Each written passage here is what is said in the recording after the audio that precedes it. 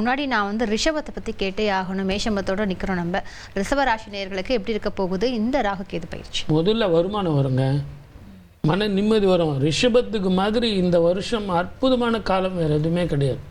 நான் நிறைய பேருக்கு இந்த ப்ரிடிக்ஷனில் கூட சொன்னேன், இந்த ராகு கேது பெயர்ச்சிக்கு பிறகு ஒரு அதிர்வலைகள் மிக அற்புதமாக அதிசயமாக இருக்கும். எங்கே பார்த்தீங்கன்னாலும் இந்த குரு பயிற்சி அடுத்த மாதம் வருது பாருங்க, இந்த இடைப்பட்ட காலத்தில் மிகப்பெரிய அதிர்வுகள் இருக்கும். அது அரசியலாகட்டும், சினிமா ஆகட்டும், தனிப்பட்ட மனிதனாகட்டும், வேலையாகட்டும். ஆனால் ரிஷபராசிக்காரர்களுக்கு அற்புதமான காலமாக இருக்கும். ஓகே சார், அடுத்ததும் பார்க்கலாம். அதுக்கு முன்னாடி ஜெயகோபால் சென்னையிலேருந்து பேசுகிறாங்க, அவங்க கிட்ட பேசலாம். ஜெயகோபால் வணக்கம். யாருக்காக பேச போறீங்க ஜெயகோபால்? என்னோட பையனுக்காக கேட்க போறேன். பையனோட ஃபுல் டீடைல்ஸ் கொடுங்க. வணக்கம். வணக்கம். என்னோட பையனுக்காக கேட்க போறேன். கேளுங்க. என்னோட பிசினஸுக்கு ஜிஎஸ்டி நோட்டீஸ் வந்திருக்கு பாரு. ஏய், உடனே ஜிஎஸ்டி எக்ஸ்பர்ட் பேசு. உடனே எப்படி கிடைக்கும்? பாஸ் வாலா பி தி பாஸ். பையனோட பேரு ஜெகதீஷ் குமாரன். ஓகே. ஜெயகோபால் உங்களோட பையனோட டீடைல்ஸ் டேட் ஆஃப் பர்த் தாங்க. ஓகே. எத்தனை மணிக்கு? டேட் ஆஃப் பர்த் அது டேட் ஆஃப் புறட்ட டைம் வந்து 5:56 காலையில். 9/7/1990 டேட் ஆஃப் பர்த். சார் காலையில் 5:56ங்களா? காலையில 5:56. Very good. ஒரு நிமிஷம் அப்படியே இருங்க சார். திங்கக்கிழமை காலையில் பிறந்தாரா? ஆமா திங்கக்கிழமை காலையில 5:56. அதில் நீங்கள் தப்பு பண்ணீங்கன்னா நான் சொன்ன நட்சத்திரம் நீங்கள் தப்புன்னு சொல்லுவீங்க. விடியற் காலையில் பிறந்திருக்கிறீங்க, வாக்கிய பஞ்சாங்க பிரகாரம் போட்டிங்கன்னா தப்பாக வரும். உத்திராட நட்சத்திரமா? கரெக்ட், உத்திராட நட்சத்திரம் தான். மகர ராசி. ஓகே. மகர ராசி. திருமண வாழ்க்கையும் செய்யும் தொழிலும் இடமாற்றமும் எதிர்காலமும் எப்படி இருக்கும் அப்படிங்கிறதான் உங்களது கேள்வி. கரெக்டா? ஆமா சார். இப்போ இவர் என்ன பண்ணிட்டு இருக்காரு? இவர் என்னோட சன். இவர் வந்து பிஹெச்டி பண்ணிட்டு இருக்கிறாரு யுஎஸ்ல. அதே தம்பி ஒர்க் பண்ணிட்டு இருக்கிறாரு. அவரோட திருமண வாழ்க்கை வந்து ரொம்ப சிரமமா இருக்கு. அந்த முதல்ல அவர் கல்யாணத்துக்கு முதல்ல அவர் அட்ஜஸ்ட் பண்றதுங்கிறது ஒத்து வரணும். எனக்கு எல்லாம் தெரியுங்கிற மனோபாவத்தோட இருந்தா இவருக்கு திருமண வாழ்க்கை 2. அது மட்டும் இல்லை, திருமண வாழ்க்கை பாதிக்கும். விட்டு கொடுத்து போகணும். இவருடைய ஜாதகத்தில் இவர் எப்படி இருப்பார்னு சொல்கிறேன். அவருடைய குணநலன் எப்படி இருக்கும்னு நீங்களே பார்த்துங்க. அகலமான நெற்றி, பெரிய பெரிய கண்ணு, நீண்ட தோள், தெளிவாக பேசுவார், தீர்க்கமாக பேசுவார். 2வது வாட்டி நீங்கள் பேசுனீங்கன்னா அவர் கோபம் வரும். அதான் சொல்லிட்டீங்கல்ல, எத்தனை வாட்டி சொல்லுவீங்க அப்படின்னு சொல்லுவார். கரெக்டா?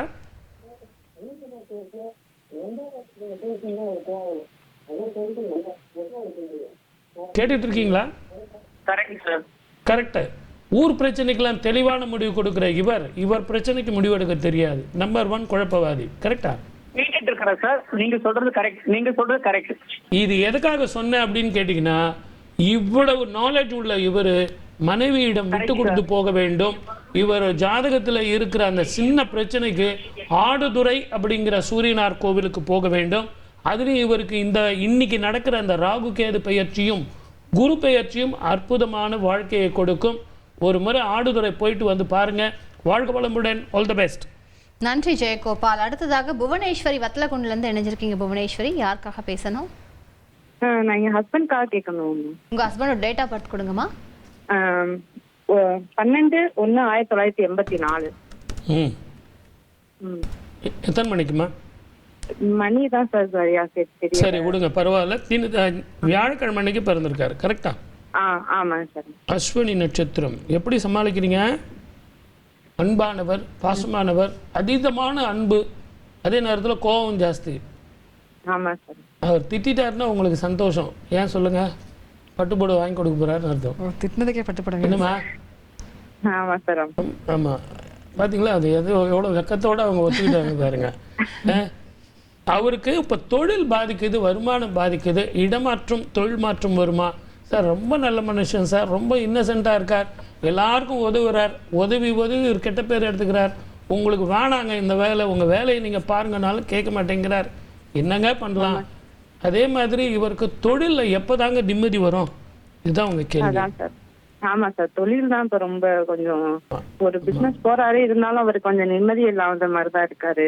இவருக்கு வந்து ஆகஸ்டுக்கு மேல தொழில் நல்லா இருக்குமா, வருமானம் கூடும், செய்யற தொழில்ல மேன்மை வரும். தயவு செஞ்சு நான் சொன்னேன்னு சொல்லுங்க, கோவத்தை மாத்திரக்க விட்டுரு சொல்லுங்க. அதை விட்டுட்டா இவரை அடிக்கிறதுக்கு ஆளே கிடையாது. தங்கமும் இவரும் ஒண்ணுதான். அவ்வளோ அன்பான மனுஷன், பாசமான மனுஷன். நீங்க எந்த ஊர்ல இருக்கீங்கம்மா? நாங்க வத்தலகுண்டு சார், திண்டுக்கல். வத்தலகுண்டு பக்கத்துல திண்டுக்கல்ல மலையில உள்ள அந்த மாரியம்மன் கோவிலுக்கு இவரை கூட்டிட்டு போயிட்டு அந்த அபிஷேகம் பண்ண தண்ணியை முகத்துல தெளிக்க சொல்லுங்க. சுவாமிக்கு பால் அபிஷேகத்துக்கு வாங்கி கொடுங்க. இதை ரெண்டும் செஞ்சீங்கன்னா உங்க வீட்டுல லட்சுமி கடாட்சம் இருக்கும். வாழ்க வளமுடன். All the best. நன்றி புவனேஸ்வரி. அடுத்ததாக மிதுன ராசி நேயர்கள் எப்படி இருக்க போறாங்க சார்? மிதுன ராசிக்குமா புதிய தொழில் அமையும், புதிய வருமானம் கூடும், புதிய நட்பு வரும், எல்லாமே புதுசா இருக்கும். ஏன்னா குரு வந்து இவங்களுக்கு ஜென்மத்தில் இருந்து 2ஆம் வீட்டுக்கு போய் மீண்டும் ஜென்மத்துக்கு வரப்போறார். இந்த நேரத்தில் ராகு கேது பயிற்சி அற்புதமா இருக்கும். ஒண்ணே வெளிநாடு வாய்ப்பு வந்தா கிளம்புங்க.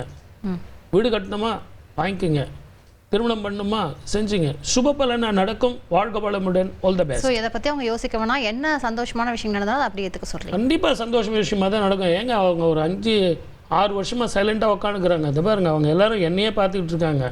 ஏன்னா எனக்கு டைம் பத்தில் நான் வேகமாக ஓடுறேனே ஒழிய இன்னும் நான் இவங்களை பற்றி சொல்லணும்னா 1 மணி நேரம் பேசலாம். ஆனால் பாவம் அவங்களுக்கு வந்து டைம் இல்லை. அதனால் சுபமான காலம், நினைச்சதை செய்யுங்க, ஜெயிக்கலாம். போயிட்டு வாங்க. ஓகே, நீங்க சுபகமான காலம் சொன்னீங்க. சுபஸ்ரீயே வந்து திண்டிவனத்துல இருந்து பேசுறதுக்கு வந்திருக்காங்க. சுபஸ்ரீ, யாருக்காக பேச போறீங்கம்மா? சுபஸ்ரீ எங்க மகள் தான், சுபஸ்ரீ சுபாஷினி. அவங்க ட்வின்ஸ்.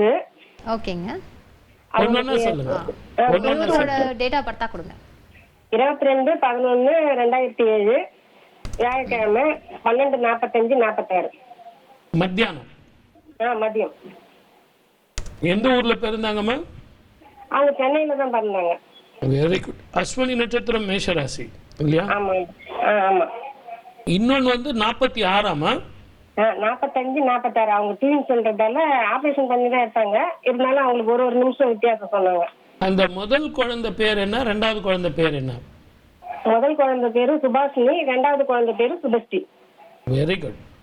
இதுல 45ல பிறந்தது முதல் குழந்தைன்னு சொல்றீங்களா, 46 பிறந்தது பெரிய குழந்தைன்னு சொல்றீங்களா? யார் பெரிய குழந்தை?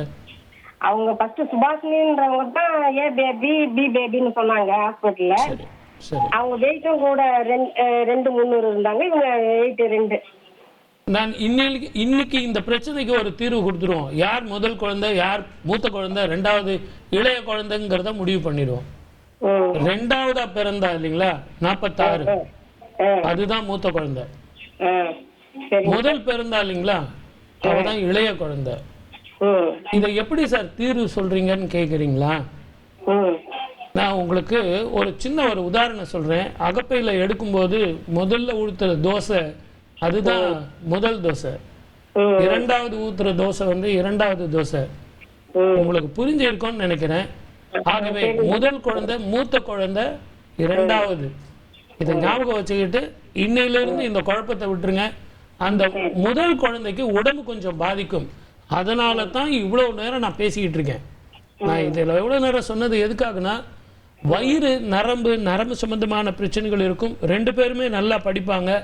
லேட்டஸ்ட் டெக்னாலஜி படிக்கிறதுக்கான வாய்ப்புகள் இருக்கு. உங்க திண்டிவனத்திலே சிவன் கோயில், புராதனமான கோவில் இருக்கு. 3 திங்கட்கிழமை இவங்க 2 பேர் கையால அந்த பால் வாங்கி கொடுங்க. அதை வாங்கி கொடுத்தீங்கன்னா அற்புதமான படிப்பு, அந்த குழந்தைக்கு உடல் ஆரோக்கியம் வரும். வாழ்க வளமுடன். All the best.